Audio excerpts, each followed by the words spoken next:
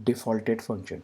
सो defaulted function क्या होता है, उसका यूज़ कहाँ होता है, उसकी क्या ज़रूरत पड़ती है, उन सब चीज़ों के बारे में आज हम समझने की कोशिश करते हैं। ठीक है? तो डिफ़ॉल्टेड फ़ंक्शन को समझाने के लिए पहले मैं एक कंडीशन देता हूँ कि किस कंडीशन में हमको डिफ़ॉल्टेड फ़ंक्शंस को यूज़ करना चाहिए।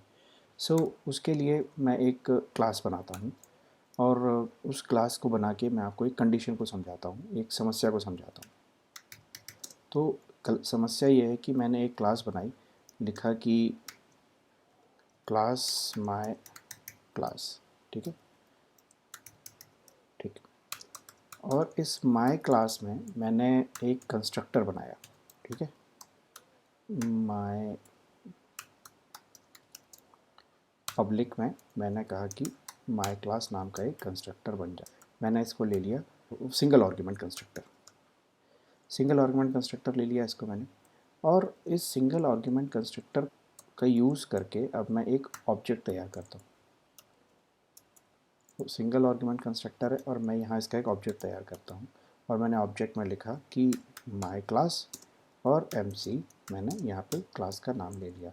लेकिन ये MC काम नहीं करेगा क्योंकि मेरे पास सिंगल आर्गुमेंट कंस्ट्रक्टर है। तो मैंने कहा कि भाई 10 डाल देते हैं और Ctrl+R करके देखें।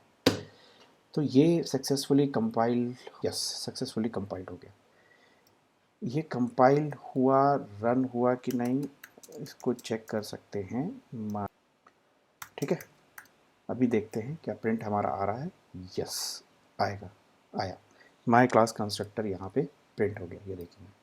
ठीक है, अब पॉइंट ये आता है कि ये जो माय क्लास कंस्ट्रक्टर मेरा प्रिंट हुआ है, ये क्योंकि हमने यहाँ पर एक सिंगल आर्ग्यूमेंट कंस्ट्रक्टर को कॉल किया है।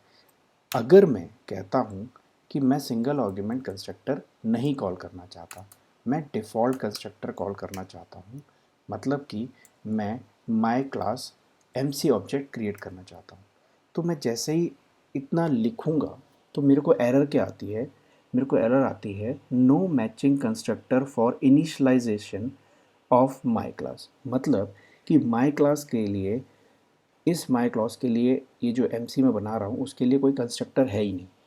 क्यों नहीं है? क्योंकि मैंने ऑलरेडी सिंगल आर्ग्यूमेंट कंस्ट्रक्टर यहाँ पर बना दिया है, और क्योंकि सिंगल आर्ग्यूमेंट कंस्ट्रक्टर बन चुका है तो डिफ़ॉल्ट कंस्ट्रक्टर नहीं बनेगा। ऐसे केस में हमें या तो डिफ़ॉल्ट कंस्ट्रक्टर की डेफिनेशन देनी पड़ेगी यहाँ पे, लेकिन मैं नहीं चाहता कि मैं डिफ़ॉल्ट कंस्ट्रक्टर की डेफिनेशन दूँ। उसके लिए मैं यहाँ पे लिखूँगा माय क्लास और उसके बाद मैं लिखूँगा डिफ़ॉल्ट। अब अगर मैं इसको कंपाइल करता हूँ तो ये मेरा कोड सक्सेसफुली कंपाइल हो गया और रन भी हो गया। यहाँ पर मुझे कोई एरर नहीं आई। जब भी हमें फंक्शन इस तरीके से करना है कि पैरामीटराइज्ड कंस्ट्रक्टर के साथ में अगर हमको डिफ़ॉल्ट कंस्ट्रक्टर के साथ में भी ऑब्जेक्ट बनाने की ज़रूरत पड़ती है, तो उसके केस में हम डिफ़ॉल्ट का यूज़ कर सकते हैं। ये तो उसका एक एग्ज़ाम्पल हुआ। अब डिफ़ॉल्ट का हम दूसरा एग्ज़ाम्पल लेते हैं कि डिफ़ॉल्ट को यूज़ कैसे करना है, हम किस तरीके से डिफ़ॉल्ट को लिख सकते हैं। अब डिफ़ॉल्ट को लिखने के बाद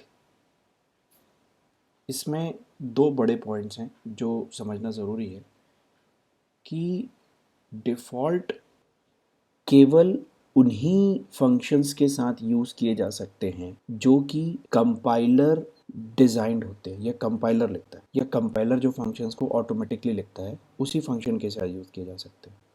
तो अब क्वेश्चन ये उठता है कि भाई जब कंपाइलर खुद ही लिख लेता है तो हमें ये डिफ़ॉल्ट लिखने की ज़रूरत क्या है, ज़बरदस्ती हम एक लाइन इसको एक्स्ट्रा क्यों लिख रहे हैं। ये एक तरीके से कोड की रीडेबिलिटी को बढ़ाता है, जो एक्सप्लिसिटली बताता है कि जो क्लासेस हमने बनाई हैं उस क्लास में हम कंपाइलर वाला क्या क्या यूज़ कर रहे हैं। क्योंकि 4 फंक्शंस हमको compiler special functions automatically provide कराता है जब भी हम कोई क्लास बनाते हैं। वो कौन कौन से हैं? Constructor, copy constructor, assignment operator और डिस्ट्रक्टर। तो ये चीज़ें हमको ऑटोमेटिकली मिल जाती हैं। तो यहाँ तक हम समझ चुके हैं कि स्पेशल फंक्शंस को डिफ़ॉल्ट किया जा सकता है, लेकिन यूज़र डिफाइंड फंक्शन को डिफ़ॉल्ट नहीं किया जा सकता। ये इसका फर्स्ट रूल है। हम डिफ़ॉल्ट को चेक करते हैं कि यूज़र डिफाइंड फंक्शन के साथ में अगर मैं डिफ़ॉल्ट यूज़ करता हूँ तो क्या होता है, कंपाइलर किस तरीके से बिहेव करता है, क्या एरर आती है, उसके बारे में थोड़ा चेक करते हैं।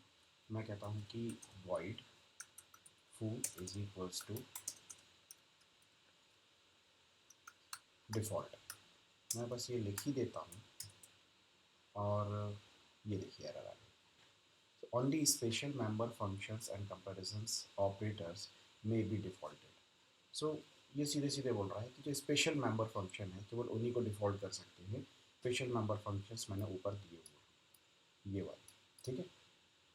तो ये फू में भी काम नहीं करेगा।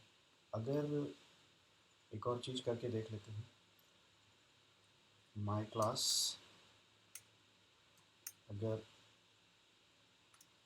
इंट इंट लिखता हूँ एक और इसको डिफ़ॉल्ट करते हैं, तो इसमें भी एरर आएगी। ये देखिए इसमें भी एरर आएगी। सो सीधी बात है, ये वाले दोनों फंक्शंस काम नहीं कर सकते डिफ़ॉल्ट के साथ में, सिर्फ स्पेशल फंक्शन के साथ में ही डिफ़ॉल्ट भी यूज़ किया जा सकता है। सो डिफ़ॉल्ट में इतना ही है।